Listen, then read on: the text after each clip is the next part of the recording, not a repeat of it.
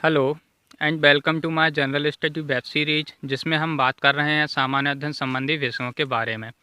और आज के इस विषय में हम फिर से एथिक्स के बारे में बात करेंगे और एथिक्स के एक इम्पोर्टेंट टॉपिक्स के बारे में जो है सेवा भाव, जिसको हम बोलते हैं सर्विस ऑफ स्पिरिट या फिर स्पिरिट ऑफ सर्विस, मतलब सेवा भाव क्या होता है। आज हम इसके बारे में जानेंगे कि कोई व्यक्ति कब सेवा भाव की स्थिति में होता है या फिर कोई व्यक्ति किस प्रकार कार्य करे कि वह सेवा भाव से कार्य कर सके। देखो, ये भी सिविल सेवा के लिए या फिर जो सिविल सर्विस के जो अधिकारी होते हैं उनके लिए सेवा भाव एक महत्वपूर्ण मूल्य बन जाता है, क्योंकि जो सिविल सेवक होते हैं उनका एक काम यही होता है कि वह सामाजिक कल्याण के लिए अपने कार्य को करे, ना कि इसलिए करे कि वह केवल अपना कार्य वेतन या फिर सुविधाओं को प्राप्त करने के लिए करता है। तो आइए हम सबसे पहले जानते हैं कि सेवा भाव क्या होता है। देखो, सेवा भाव या फिर स्पिरिट ऑफ सर्विस से मतलब ये होता है कि कोई व्यक्ति इस प्रकार कार्य करे कि उसे लाभ और स्वार्थ से कोई मतलब ना हो। मतलब कि वह व्यक्ति इसलिए कार्य करता है क्योंकि वह उसका नैतिक कर्म होता है, यह मानकर वह कार्य करता है।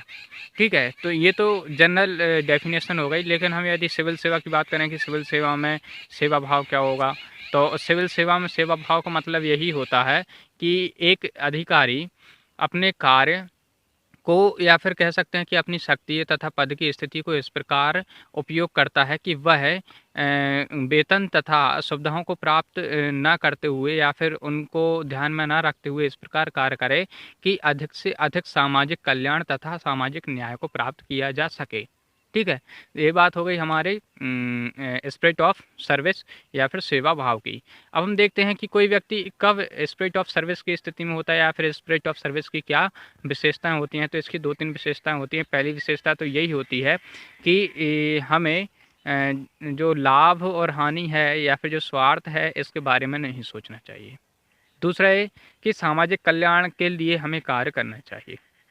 तीसरी इम्पोर्टेंट विशेषता ये होती है इसकी कि हम इस प्रकार कार्य ना करें कि हम यह सोचकर कार्य ना करें कि हम समाज को सुधारने के लिए कार्य कर रहे हैं, बल्कि इस प्रकार कार्य करें कि मैं जो भी कार्य कर रहा हूँ, जो भी समाज का कार्य कर रहा हूँ, उससे मेरा सुधार होगा, मेरा कल्याण होगा।